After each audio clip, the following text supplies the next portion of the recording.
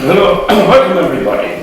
The Limerick Writers Centre proudly present, in association with Poetry Ireland, the 2025 Desmond O'Grady Memorial Reading, plus the results of the Desmond O'Grady International Poetry Competition 2025 will be announced by competition judge Anne Fitzgerald, later this evening. About Desmond O'Grady. Desmond O'Grady, 1935 to 2014, was born in Limerick, Ireland. Well, it was Limerick, not bad. Anyway, poet, professor, Harvard teaching fellow, editor, translator, based on a member. Widely travelled, O'Grady left his Limerick home in the 1950s to teach in Paris, Rome and America. Reputed not only for his 17 collections of poetry and his linguistic prose, O'Grady was a founding member of the European Community of Writers. Our readers tonight are Ron Carey, John Liddy and Anne Fitzgerald. So first up tonight is Ron Carey.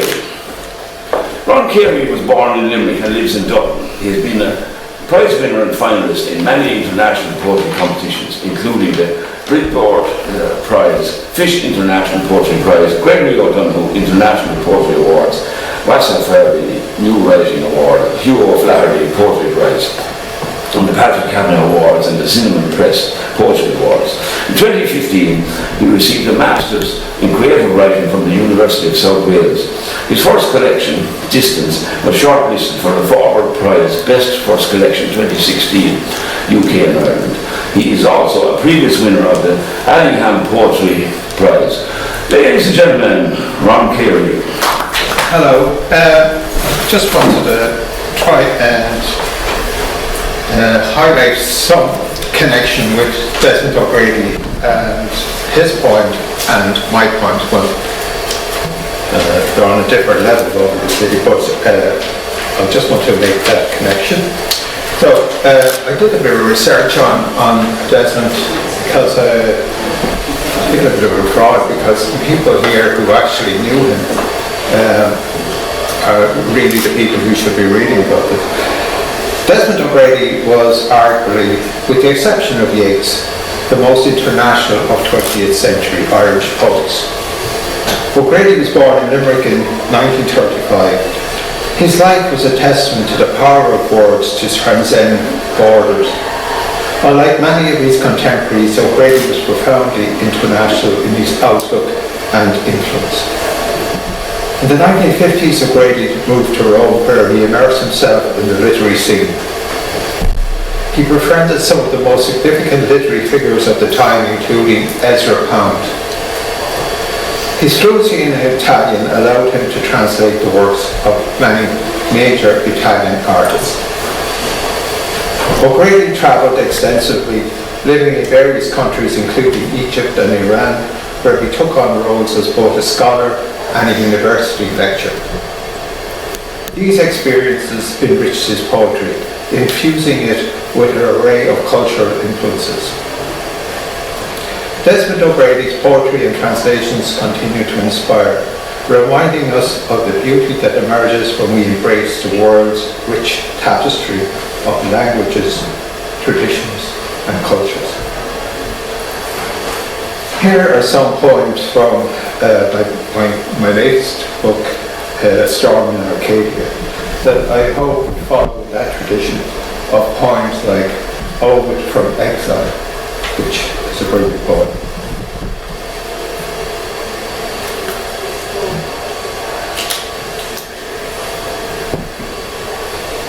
The Arcadia Bridge is a 3,000-year-old chariot bridge in Greece. At the Arcadia Bridge, Phaeton was setting the earth on fire as we parked our hired car and walked the tightened road to the bridge, pumped as it was over the dead river of a long dead people. We sat on the hillside and looked back across time. Then came the soundless chariots carrying the spear-laden soldiers of someone's dream. The men of Pilus, Medea, Thebes, Athens and Thessaly. From noon to sunset we watched them cross, fantastic in their boar-tusked helmets, shields and armour, horseshit everywhere. As the sun set, their gangling rains, studded with ivory and metal, threw up a jewel-like glittering until the hillside was butterflied with light that lit our faces, as if we were real, and everything was not as real.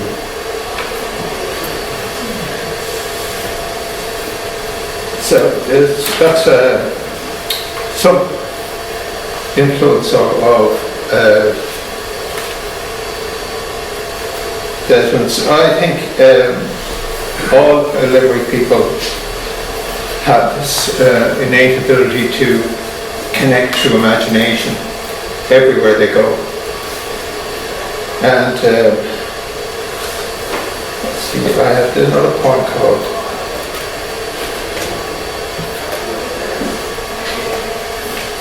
On seeing a digital map of the ancient world, the past is a clever basket, reaching across time with words that whisper the exotic, give an efficient blow to dead countries and cities that imprison us within our own imagination and keep it alive. I never had to ask where Abyssinia was on any map.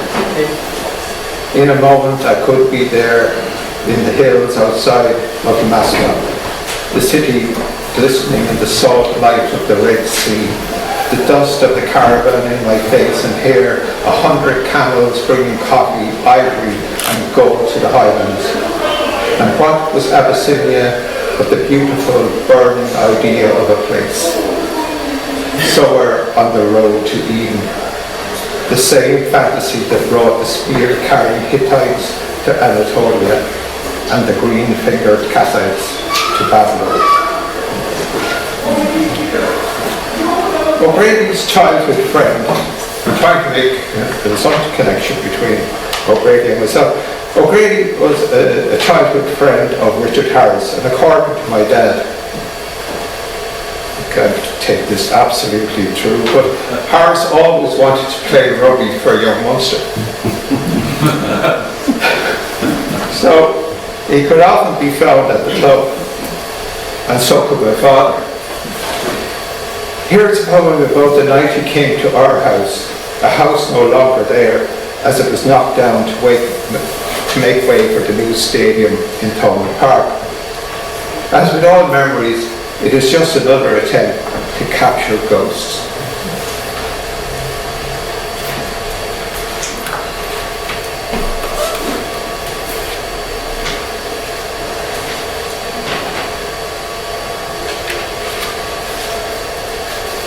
The stars shine on Camelot. My dad knew Richard Harris, the actor, who was quite hot at the time in the movie Camelot. One night he brought Dick home.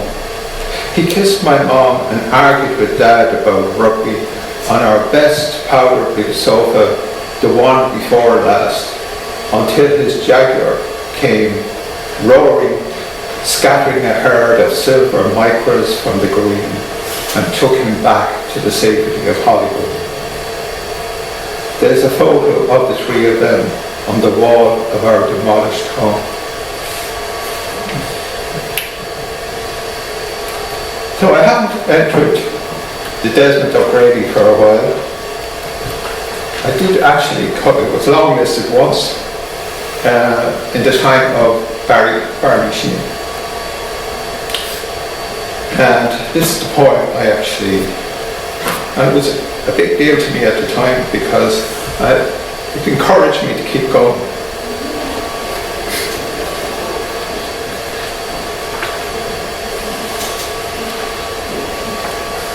Kilkee. He was 6 years old when some American broke Aunt Lily's heart and she took him down to the seaside at Kilkee. As he stood on the brow of George's head, he felt the Atlantic thump the cliffs and shook and vibrate the ground under his crept soles. A spray of needles goosed his skin and washerwomen seagulls screamed over the suns. The wind began to lift him into the air. He looked down. Aunt Lily was pulling him back to earth, holding his ankle in the jeweled grip of her hand. At the fairground, he pretended not to see her, winking at the men to let him win. They ate candy floss and periwinkles and then had lunch in the Bayview Hotel. He was sick. In the evening, his head on Aunt Lily's lap, they lay among the grey-haired dunes, listening for the whistle of the last train home. He put his finger into the ring of the sun and pulled it down the sky until it entered the water with sharp, protesting shouts of light.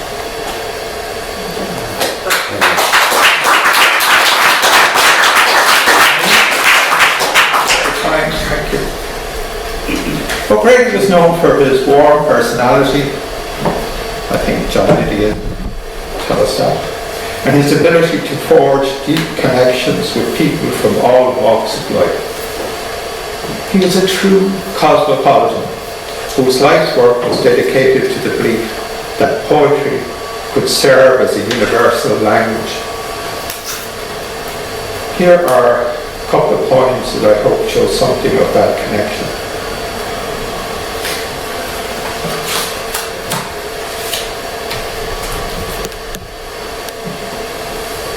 Probably with the time I had only one book. I wouldn't have to go searching.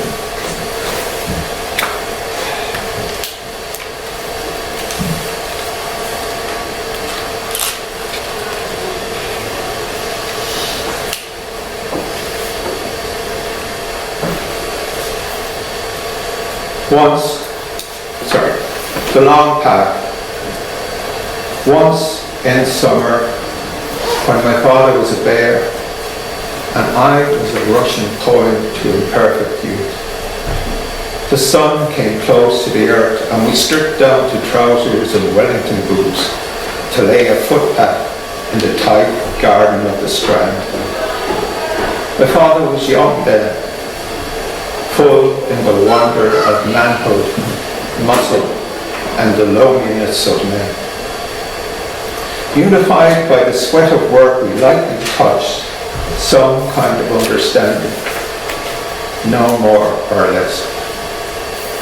At midday, Mrs. Burke brought a jug of lemonade, profoundly cold, with deep green islands of lime, thick and loose in the sob of melting icebergs. At the hole, we washed away the abrasive dust, both our heads prematurely twinned in grey. "You're burnt to a crisp," my father said, pointing to my back. Turning the crucified skin between my shoulders, I cried out. All that afternoon, in the chill of Burke's kitchen, overpowered by chamomile, I listened to the hired mixer beat, sand and cement to concrete in its iron heart. Fathers and sons. My son was about 8. And he kept on asking me to take him with him. Where was I going all these times I was going away? I used to travel around to the country, God forgive me, but I was trying to sell stuff. You can imagine me selling stuff. And so one day I took him with me down to Kilkenny. Fathers and sons, you already had that judging look that boys of 7 or 8 acquire. You've killed a bird, Daddy. In the streets of Kilkenny, a sparrow hung from the mouth of our car. I removed its tiny body. I'm sorry, I said. That wasn't the memory I wanted for you. This was the day to show you my work.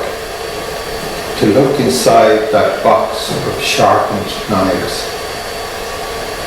In the engineering shop, Your face blazed in wonder, row and row of huge machines, motors roaring, chained by electric cables. While the machinists showed off their skills, the boss waded across a river of noise. We crashed out into the sunshine and you laughed at the surprise of silence.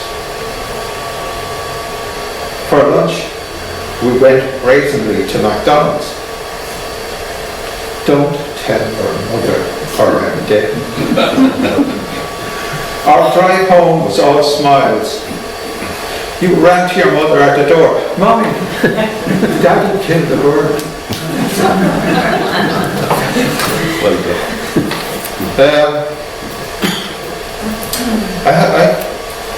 I don't think somebody who hasn't known Desmond O'Grady can do justice to it, but having read some of his work, I'm going to explore it. And John Liddy was telling me that two of his last books, John, his Trawling Tradition and the other one from Salzburg.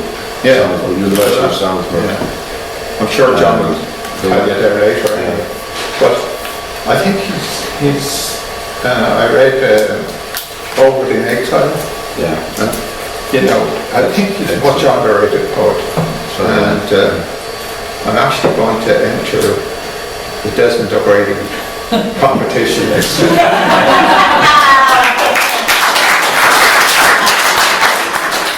Thank you again, Mr. Ron Carey.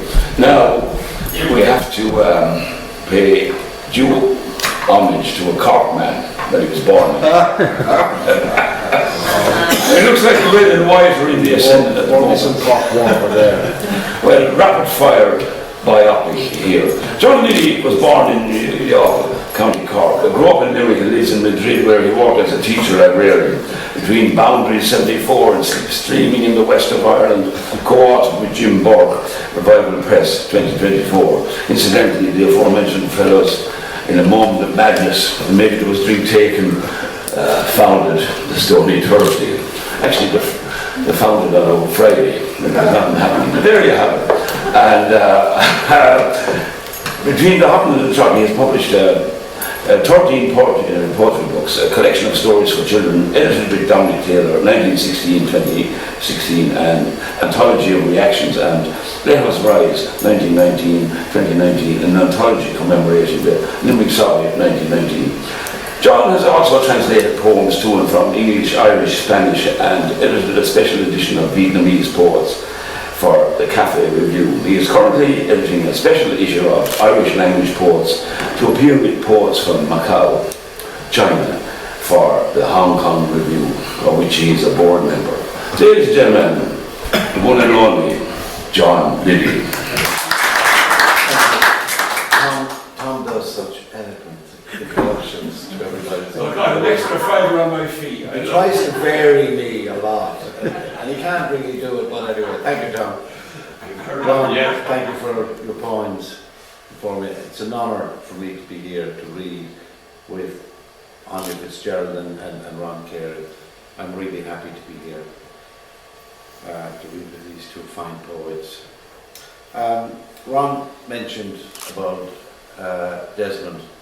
Yes, I did know Desmond quite well, and I remember you reminded me of a story when I first met O'Grady, as we used to call him. Tommy, his brother, told me one day, he's home. And I said, who? And Tommy said, my brother. Oh, I said, yeah, fine. Can I meet him? Said I. And yes, he's down in Joe Malone's. Come with me. Come down with me now. So I wanted to ask Desmond for a few poems for Stony Thursday. And I met him in Joe Malone's. And he was sitting at the table by the window in Joe Malone's, and I walked in. And Tommy, I said, you better introduce me. He's there, go over and no, introduce me. I couldn't do this.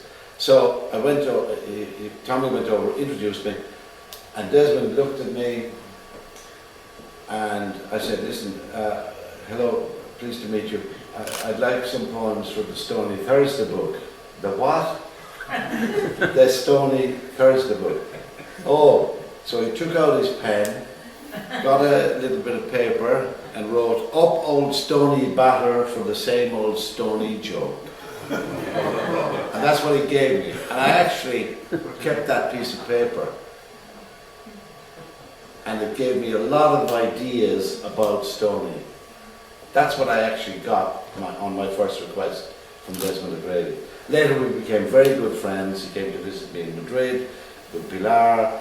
Pilar has wonderful memories of Desmond, which she'll tell you later. He loved Madrid, he loved being around the place. He arrived, I went to see him at the airport, and he arrived with a bust of Raphael Alberti's head, made by an Italian sculptor, and 6 duck eggs from Kinsale. And I said, "Where's your bag?" "That's it," he said. I said, "Wonderful, great, come on, off we go." Over the years we met and talked, and he encouraged me. And he was kind. He could be the other way, he could be difficult, but he was kind to me and encouraged me a lot. And I got to know him quite well, his work. I learned a lot from Desmond. I learned a lot about translation, I learned a lot about the discipline of writing, the staying at it, the longevity of the task that we're given to do. The job we're given to do. And so I'd like to open tonight's reading with my little part of it, with a quotation, curiously, that reminded me when I was thinking about Desmond. And I actually quoted him to open Arias of Consolation. And it's something we all have thought about, I would think, but how to achieve it is another matter. To drink together at the common oasis, where no one is best or better or worse. And that's some pursuit, I think, that we're all after. And how do we do that? And how do we get to that stage is difficult. So, I'll open with Arias. And I'll read the prologue poem and the epilogue poem and leave it there. The cover, prized open by a council worker. Sound of iron on stone along Denmark Street, and the putrid smell of centuries in the air gave me the opening to spin my tale with sodden threads of grey-green cloaks, caught in a sudden wind like a suspended gull. A school of seals in Shannon's clutches during the heat of the contest between spear and sword on the bare place cropped by horses. Those threads now used to weave while able to sing of times gone, present and to come, touch the pulse of place and people.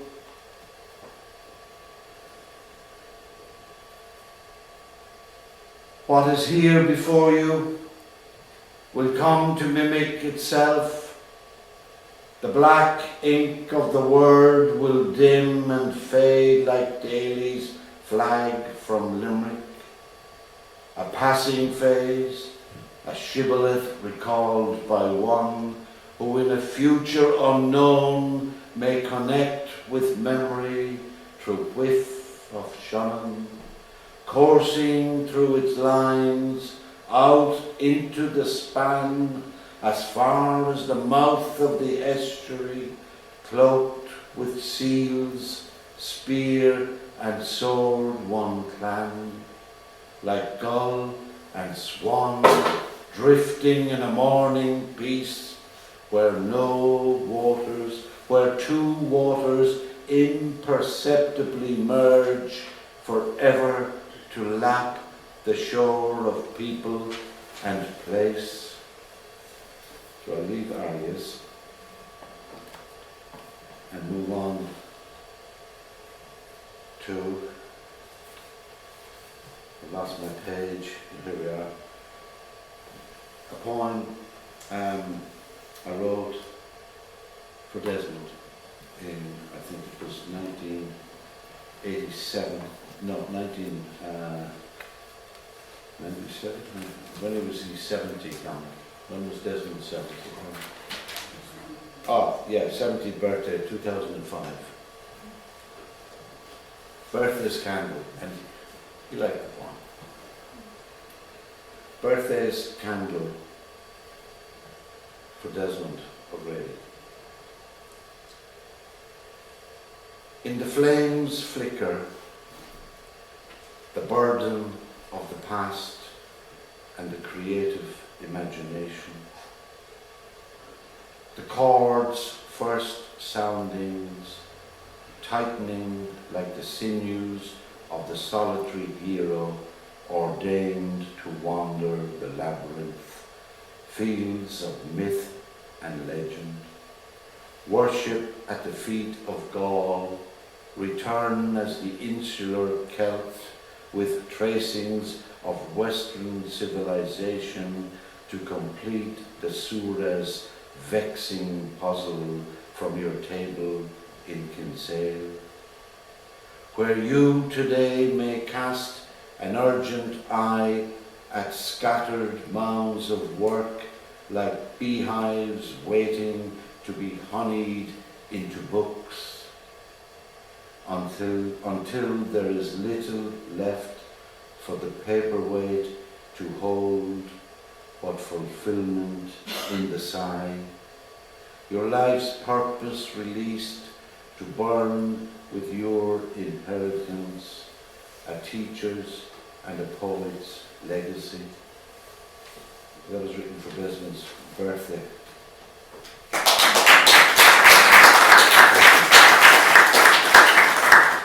And he actually liked the poem. I think a little bit begrudgingly or something. Yeah, that's fine, John. Thanks.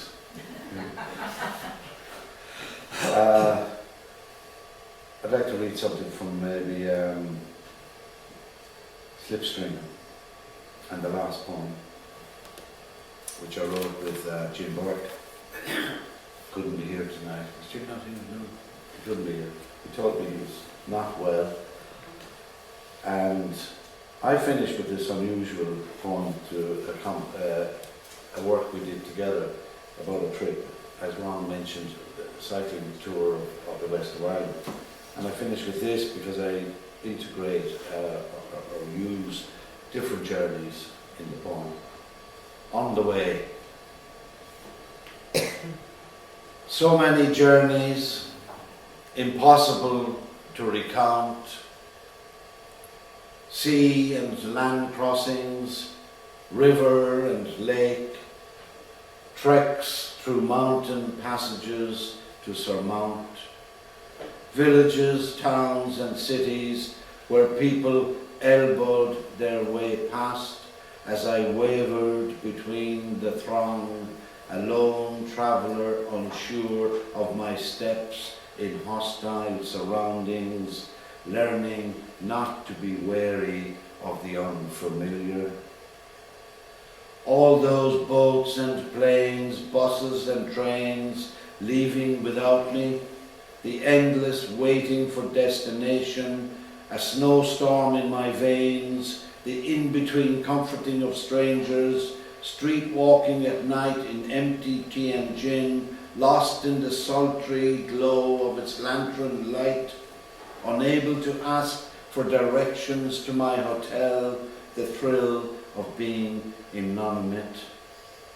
Greyhound interstates of emotion and that drive through a redwood tree, no time to skim a pebble on the ocean, or when rode by a woman's feet along the Sanyung and lighting a joss stick at the Big Dong Pagoda to cleanse the memory of war amongst the reeds, safekeeping for family and friends, all those odysseys and outings, sallying, sauntering and strolling, vagabondage and voyage, wandering and wayfaring in pursuit of self, trips incomparable to love's companionship reaffirmed, youthful peregrination on a bicycle, scintillas of experience explored in situ, the longest journey of all. And I think Desmond kind of had that in mind in lots of his poems as well. The journey, the journey, the journey. There's one poem I think I'd like to read.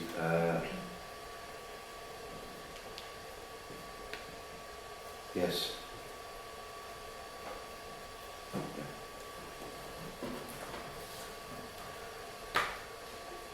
I wrote this for, and I read this, the sad news about how Johnny Doohan passed away.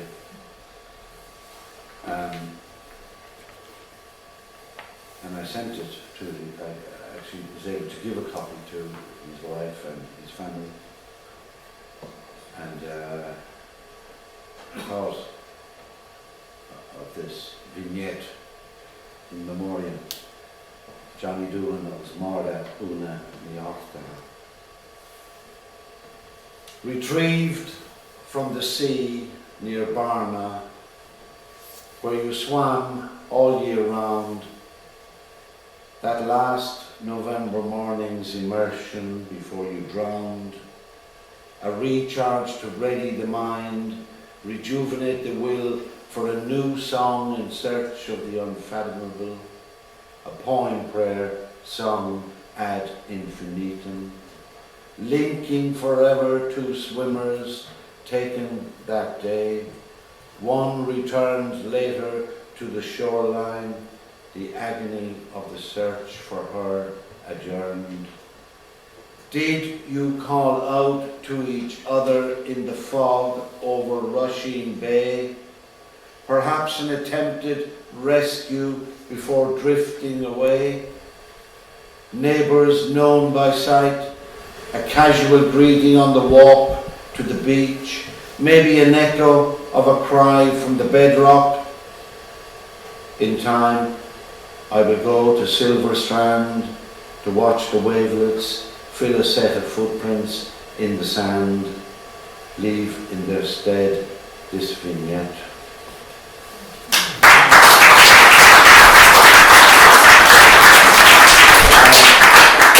Down, do I have time for one more? That's it? Yeah. And Martin Hayes' fiddling I adore. I've always liked it. I had a kind of a feeling for fiddlers. I prefer pipers, but I love the fiddlers. The old style fiddling, but he seemed to capture something with old and new, which I thought was a lovely blend of fiddling. And we went to a concert one Sunday morning in Madrid, and there was Martin Hayes playing, and he was such a beautiful concert the way he played. And I was always a great fan of East Clare musicians, Martin Rochford, the piper, even, and I never knew this detail until I met Martin, Paddy Kenny, the fiddler. Anyway, soundscape for Martin Hayes in the One March, Madrid. He strokes the note on the first set of tunes, and I am away in my mind with the soothing radio voice of Mock Mahuna's Sunday mornings, as I rise with the lark in the clear air outside my young self, the way Ferguson lays it out in the poem, in the draped or duende of the versatile fiddler Martin Hayes. Soon I am drawn into a landscape of East Clare dance rhythms with feet tapping in homage to the Tulla Cayley band and to Pijo, his father, touches of Uncle Paddy Kenny, no better boy, to banish misfortune between old friends in the company of Rochford and Dr. Bill, who tried to heal wounds in small holdings. The tune returns to its origin, and another set takes flight with a bienvenido for newborn son Lorenzo, whose mother's all-time favourite finds expression in a way only Hayes can muster. From bow on string, soundscape, his hallmark, acerbo or duchess in the philosophy of music befitting the wing flap of the skylark. Go to me the mountain. Thank you very much, John Liddy. Thank you. Anne Fitzgerald lives in Limerick, County Dublin. Educated at Loreto Abbey, Dalkey, Trinity College, Dublin, and Queen's University, Belfast. Poetry collections include Swimming Lessons, 2001, The Map of Everything, 2006, Beyond the Sea, Salmon Press, 2012, and Vacant Possession, Salmon Press, 2017. Writer in residence at the Princess Grace Irish Library in Monaco, 2007.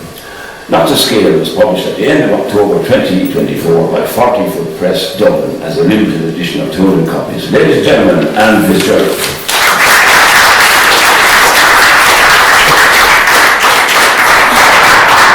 Thanks very much. It's a pleasure to be here this evening.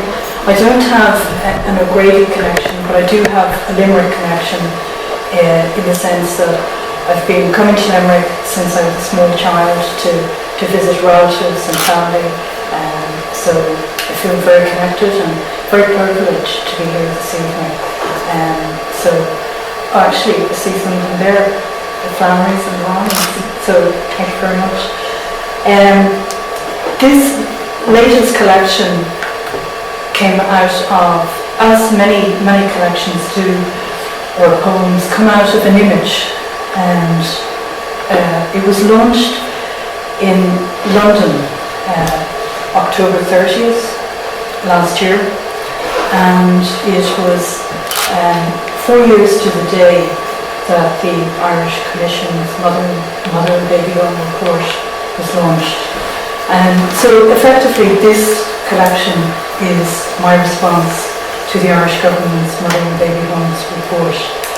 I was very much aware of the fact that it couldn't be reported and it had to come at it, I had to come at it from a different perspective. And so I decided to come at it from the perspective of the architect of these institutions and cathedrals and incarceration for women. And on that I came at it from the architect Ralph Byrne. So that's the perspective from which the title poem is related. And it actually came out of what I was visiting Donnybrook, which was Donnybrook Laundries. I was visiting a grave of a nun that was a very dear friend of my mum's, Mother Dennis. And then I went round the Donnybrook Laundry and saw this image, and it was an image of a very, very high up window with 3 bars and ivy growing over it. So the collection contains photographs of parts of the Donnybrook Laundry as was, and since, in actual fact, some of it has been knocked down, so they don't exist anymore. So I'll just read maybe 2 poems, don't I? Because we have order of business, real excitement for the winner of this year's Desmond O'Grady competition, which I will be announcing shortly after. So maybe I'll just read 2 poems so as not to drag the evening out too long for you. First poem is in homage to Anne Lovett. And it mirrors, I suppose, the fact that when Anne Lovett was giving birth to her son, I was studying for my leaving cert, and how, there, for the grace of God, it could have been me or it could have been somebody else. So our lives are finely tuned as well, and so much of everything is about luck. Granard, County Longford, in memory of Anne Rose Elliott, April 6th, 1968 to January 31st, 1984. By the time it takes the penny to drop, the summit squares of the other two sides for me, you had walked in your school uniform to a grotto. And by the time I get my head around Archimedes' buoyancy of floating bodies and weight of displaced fluid of the body, your waters had broken under the eye of the Virgin Mary. Our Lady bears witness to your 15-year-old body buckle, dilate and crown, as sewing scissors slip in heavy rain, cutting the cord single-handedly. Your wet coat swaddles your son, born still on this unforgiving January feast day of St. John Bosco. By 4 o'clock, schoolboys find you half alive, blood mud soaked. Raise the alert. Priest, doctor, and your father come to the grotto, a former workhouse site. On hospital arrival, your fingertips and lips are marble white. Just before Angelus bells, body shock, cold, and blood loss claims you. Anne, what was it like living overhead the shop, your father's copper pot pub, where 3 months later your little sister will do away with herself? Anne, your gaudy case file sent to the coroner appears not to appear in any archive. Oh, how great the geometry of triangles, how the hypotenuse of memory can sum up the logic for silences.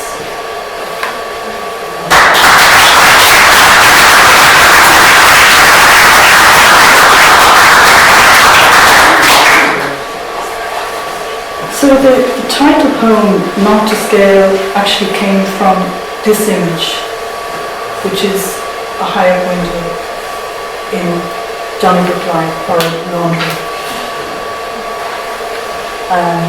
It's arranged in 4 movements. It's a little bit long, but I'll close with it because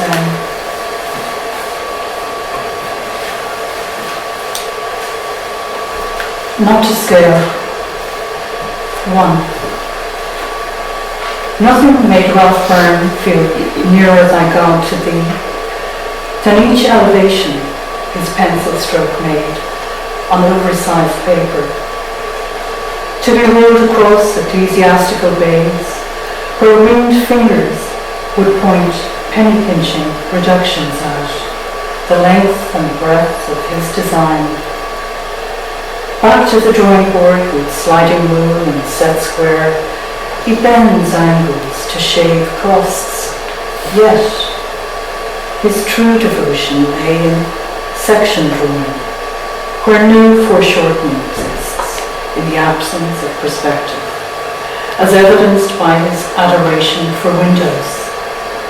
A fabled creator of spaces lets God in higher apertures, out of reach wall gaps, neither a pound of butter nor a newborn could squeeze through, save a suggestion of sky or sliver of moon, as seen through his signature, triple iron bar, cemented in place outside for insiders to know their place. Ralph Byrne could almost feel the divinity surge repeating his iron trinity across the body politic's face of vellum and tracing paper, doing God's holy work on earth, creates cathedrals of incarceration for women without men, mothers without babies, babies no roots, roots that go to ground. 2. Ground so hard nuns ensure not even fracking would yield identities. Hush money breezes palms, conceals truths as pearls no oyster knife could show. Yet, Ralph Byrne draws on, sure in the knowledge his creation will house the fallen, who will be saved by women in habits and respectability in the guise of married couples, looking to get through the eye of the needle when their time comes. So, adoption proves a good insurance policy option, like buying indulgences, children to condition, to use and abuse, or jettison at will, or leave out of the will, be not the will of God, but sleight of hand of natural heirs and spares, whose eyes on the main prize can miss the rug being pulled beneath their feet and pride cut down their deed, as God gives the man with the heart a lead role in balancing justice. Yet, Ralph Byrne draws on, sure in the knowledge his creations will provide comfort to men who almost severed era from the mainland, so-called middle classes, publicans, principals, and general practitioners, along with men who sit in the palace and the park. All their soiled linen is washed, ironed, and folded by girls who have just started to bleed, and by women who bleed no more, only cry. 3. Cry for the apples stolen out of hunger, lands them in this odd place, without any seeds swelling the belly. Cry for the beauty they once were, for the baby they carried, none stole for their sailor work. Sale of a century, a price on each baby head, 100 lady lavins, plus extras, a before its time mail-order catalogue. Prospective parents chose baby to buy, girl or boy, blonde, dark, blue or green eyes. None's customer service seal could have given Nazi eugenics a run for its money. No real need for enterprise Ireland, as baby trafficking thrived in McQuaid's era. A slight cabin man whose mitre stood against honest Noel Brown at every turn, copper fastened by devil era. Yet Ralph Byrne draws on, sure in the knowledge his creations would provide women succor, whose locks were shorn like Baba black sheep's, who sport bruises and burns nuns gift them time and again, for the hell of it, for spending too long letting priests hear their confession, or getting out in delivery vans only to be returned by local guarding to convent laundries.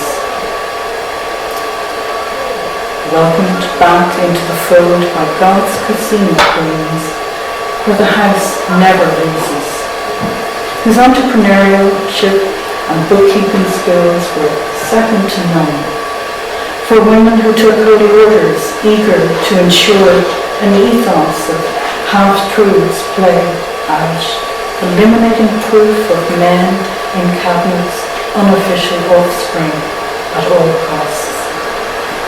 Objectivities framed in prayer, punishment and points.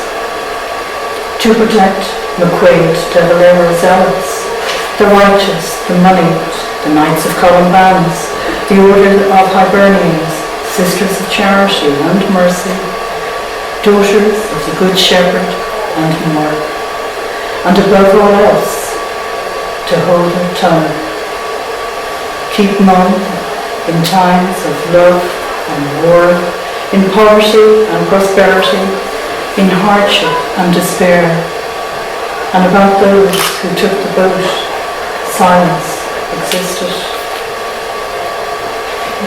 4. Yet, Ralph Byrne draws on, extension after extension. Smaller sleeping cells allow extra mangled space, more room for Hail Marys and Holy Queens, as smoke plumes escape from its red brick chimney into the heart of Ballsbridge Embassy Belt and gravel driveways. Yet, Ralph Byrne drew on, unaware his creative blueprints would see the light of day in hands of commissioners of investigation. Be the talk of towns from Beesborough to Boston, Castle Pollard to California, Pelletstown to Portland, and beyond.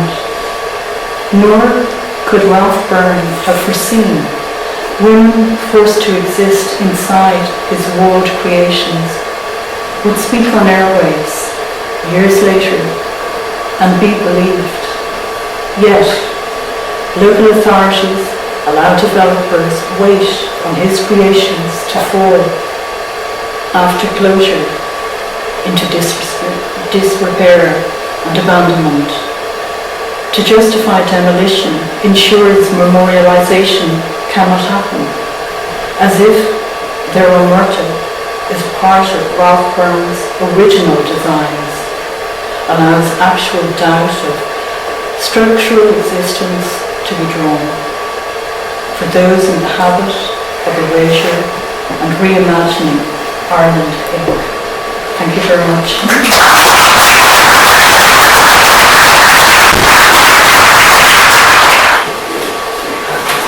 So it was a pleasure to share a platform with these two distinguished poets earlier, listening to their wonderful work. So now we get to the Oscars stage. So big thank you to Dominic for inviting me to be this year's judge of the O'Grady Award. It was a real pleasure, and it's such a privilege to read new work, incredible work, really, from across four continents. Some amazing poems that, did cover the vast spectrum of many thematic ranges. And the poetic sensibility was just quite incredible. It was far-reaching, and from transporting me to Vancouver Island, India, Australia, back to Holyhead, to local breweries and kitchen tables. And the poems didn't shy away from the darker recesses of our land and our historical clerical abuse, and also to abuse that is happening in domestic settings, being perpetrated by familial members against the vulnerable. The poems also highlighted the socio-economic struggles in our time, and of course the old chestnuts of love and loss that the poetics love, and also the prospect of brighter days unfolding, within the political kind of spectrum. But I would say that, it's often said poetry does nothing, or it can't change anything. But in actual fact, I think it's in days like this that we're seeing a whole new change right across the whole way, across Europe and into the continent and over into the States. We're seeing a whole change in the whole political spectrum, and it's in days like this that we do need poetry, and we do need the arts, the visual arts and all of the arts right across all of the genres as well. And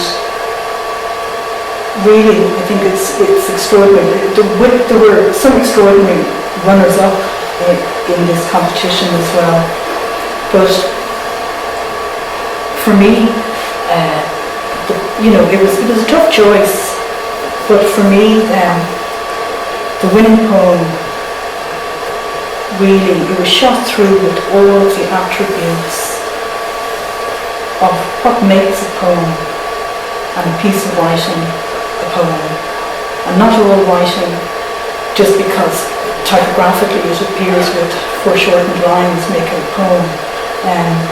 I thought that the poet's poetic inventiveness here and skill and control, and it imbued with the sense of that intangible quality of what makes a poem a good poem. And so the winner of this year's Desmond O'Grady International Poetry Competition, I'm delighted to say, is Jamie O'Halloran with her poem Leaf.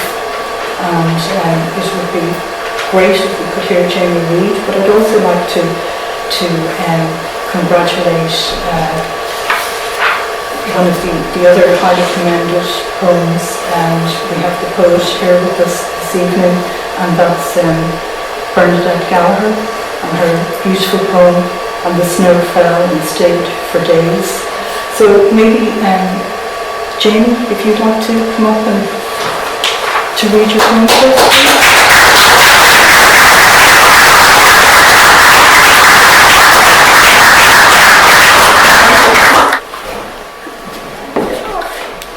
Thank you so much, Anne. It's funny because you were just talking about some of the topics that you came across in reading all the entries, and I think, what is this about? Leaf.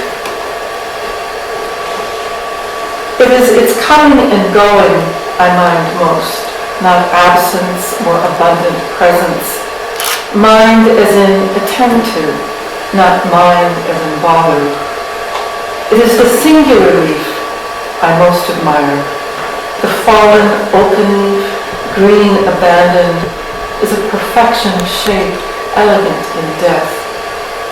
It is a word flying out of my mouth, like a page torn from a book, like the blue-lined fool's cap I call loose leaf, papers linked to tea.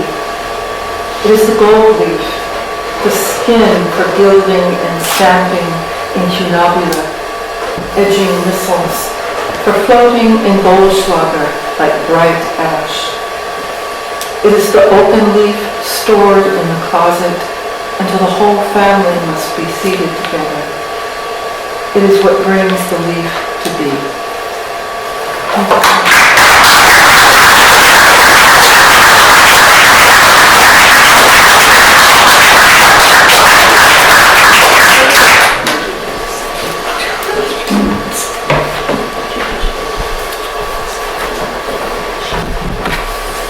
The person mentioned in this poem was a friend and photographer that took the image for the front of my book that was published by Revival Press last year. He didn't make 60 years of age. And the snow fell and stayed for days, in memory of Con Kelly. You died 3 days before the ground turned white on the second day of the new year. Not that it matters. Death doesn't know about time, not our time. As I walked tonight in the almost dark, remnants of snow remained in the shadow of a hedge. Here and there, white, glistening, icy water, like the thoughts that came. How I started my walk at a fast pace, and on my return, slowed, remembering a cycle from years ago, when Francois told me, in his French accent, "Bernadette, you have no idea of pace." Where did those early days go? I see a fence stretched over a hillside, ending in a frozen pond where field meets road, an unplanned bed of ice. Thank you.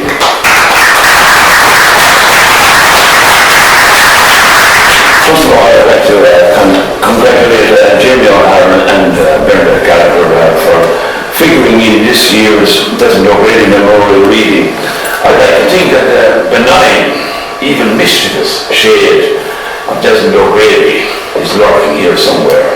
Possibly, as he might have said in the White House years ago, a glass of contentment close at hand. Anyway, indulge me, dear friends, because the doors are locked and the guards are outside. I have to amble through a little anecdotage now. It's allowed at my age, you know. And Desmond, I think, has a distinction, if you could call it that, of being the only author who bought a copy of his book from me. But being O'Grady, there was a sting in the tail. This transaction occurred in the White House, and money had been handed over, and Desmond looks at his watch, and he looks at the clock on the wall, and he said, God Almighty, we barely make the 5 to 4 train. And he'd already called for a round. Tom, you look after that. So technically, he paid for the round. That's outside all of the money, you know. Anyway, he also made a dramatic entrance to a Kate Hennessy exhibition in the Lappin's Key Gallery. Desmond had a most enjoyable night, but there was an element of Desmond which was a showman. As John Liddy said to me one day, Desmond didn't do shy advertising, and rightly so. There's enough ordinary people around the planet. Finally, he signed, I think it was his wonderful book, Tipperary. He signed it for Kate and myself, and the legend was to Tom and Kate Hennessy. My God.